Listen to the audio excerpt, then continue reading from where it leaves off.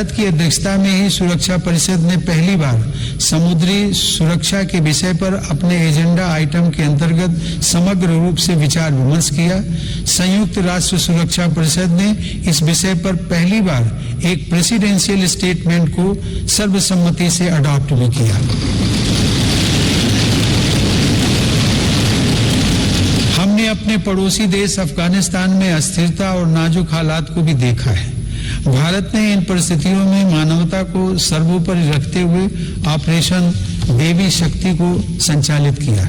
हमने अनेक चुनौतियों के बावजूद हमारे कई नागरिकों और कई अफगान हिंदू सिख अल्पसंख्यकों को काबुल से सफलतापूर्वक एयरलिफ्ट किया। हम उन कठिन हालात के बीच से पवित्र गुरु ग्रंथ साहिब के 2 स्वरूपों को भी सुरक्षित भारत लेकर आए। मानवता की दृष्टि से भारत अफगानिस्तान में मेडिकल सप्लाई और अनाज पहुंचाने में भी मदद कर रहा है। माननीय सदस्यगण, वर्तमान समय में जलवायु परिवर्तन पूरे विश्व के सामने बड़ी चुनौती है। भारत इस विषय पर एक जिम्मेदार वैश्विक आवाज बनकर उभरा है। COP26 शिखर सम्मेलन में मेरी सरकार ने घोषणा की है कि वर्ष 2030 तक भारत अपने कार्बन उत्सर्जन को 1 बिलियन टन से घटा देगा। भारत ने साल 2070 तक नेट जीरो उत्सर्जन वाली अर्थव्यवस्था का लक्ष्य भी रखा है। भारत ने विश्व समुदाय को साथ लेकर green grid initiative one sun one world one grid की पहल भी की है। यह global interconnected solar power grid का पहला अंतर्राष्ट्रीय नेटवर्क बन रहा है। पर्यावरण को लेकर हमारे बड़े लक्ष्य और साहसिक संकल्प प्रकृति के प्रति हमारी संवेदनशीलता को दर्शाते हैं। माननीय सदस्यगण, मेरी सरकार भारत की प्राचीन विरासत को संरक्षित, समृद्ध और सशक्त करना अपना दायित्व समझती है। यह गौरव की बात है कि धौलावीरा की हड़प्पा साइट और तेलंगाना स्थित 13वीं शताब्दी के काकतीय रुद्रेश्वर रामप्पा मंदिर को यूनेस्को विश्व धरोहर स्थल घोषित किया गया। प्रयागराज कुंभ मेले के बाद यूनेस्को की अमूर्त सांस्कृतिक विरासत सूची में कोलकाता की प्रतिष्ठित दुर्गा पूजा को भी शामिल किया गया। सरकार की यह भी प्राथमिकता रही है कि भारत की अमूल्य धरोहरों को देश में वापस लाया जाए। 100 वर्ष पूर्व भारत से चोरी हुई मां अन्नपूर्णा देवी की मूर्ति को वापस लाकर काशी विश्वनाथ मंदिर में स्थापित किया गया।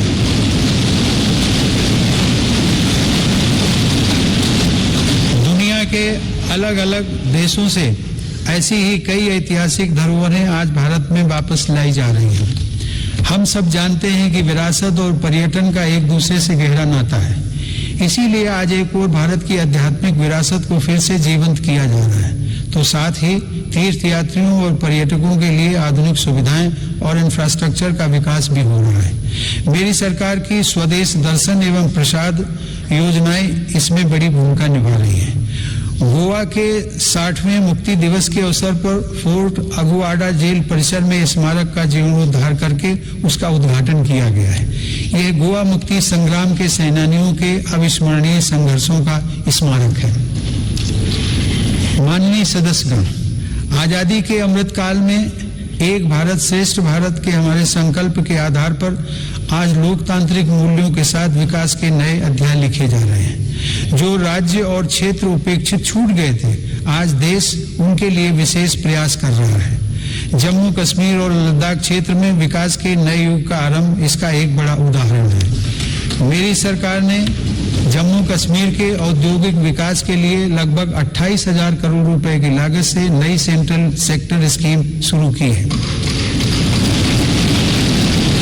पिछले वर्ष काजीगुंड वनिहाल सुरंग को भी यातायात के लिए खोल दिया गया है। श्रीनगर से शारजाह तक की अंतर्राष्ट्रीय उड़ानें भी शुरू हो गई हैं।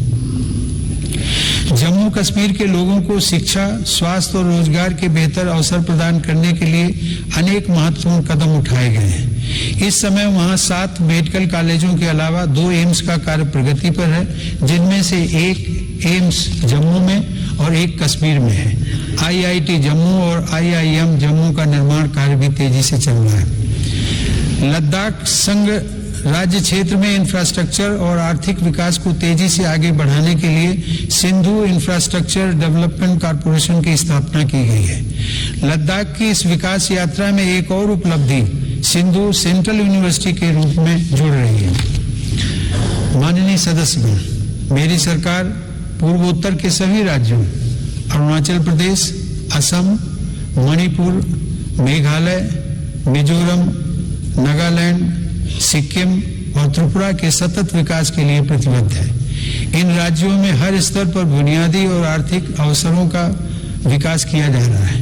रेल और हवाई कनेक्टिविटी जैसी सुविधाओं का सपना पूर्वोत्तर के लोगों के लिए अब साकार हो रहा है। यह देश के लिए गर्व का विषय है कि पूर्वोत्तर राज्यों की सभी राजधानियां मेरी सरकार के प्रयास से अब रेलवे के नक्शे पर आ रही हैं।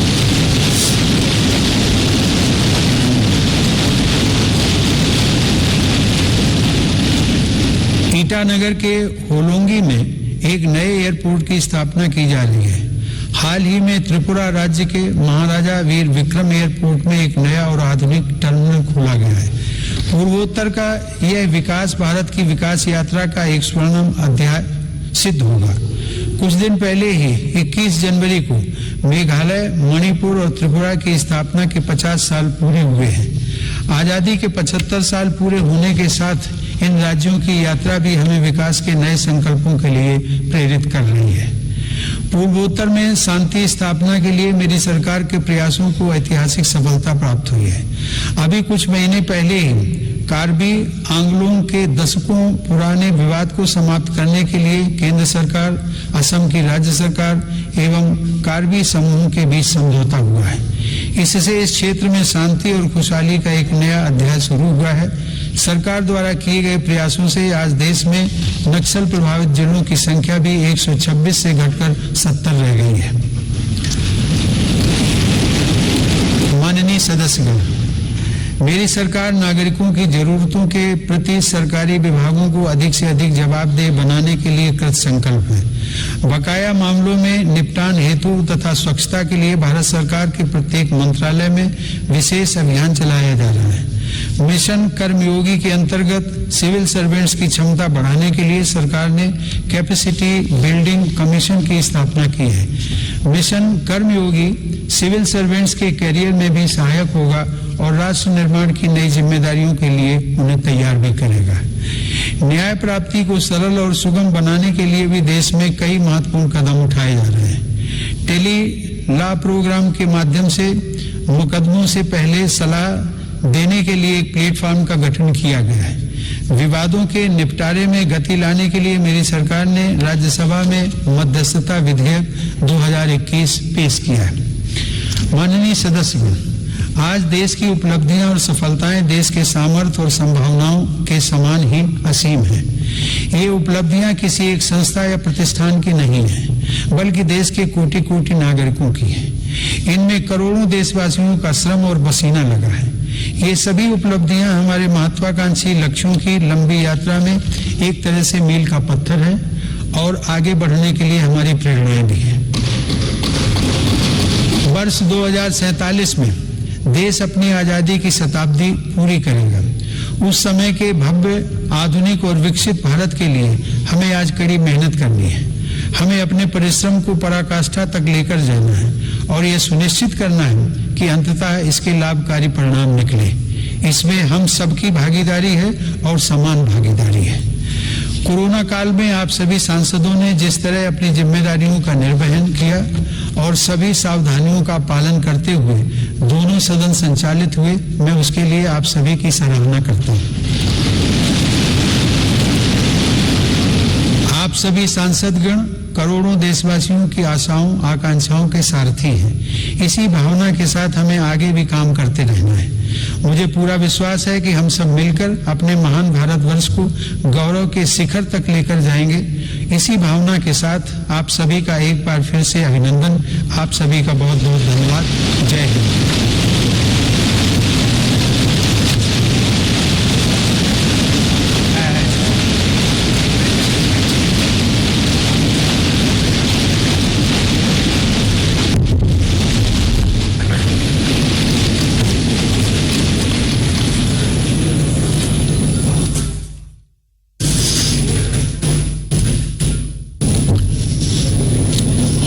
President Sri Ramnath Kovind ji, Honorable Prime Minister Sri Narendra Bhai Modi ji, Honorable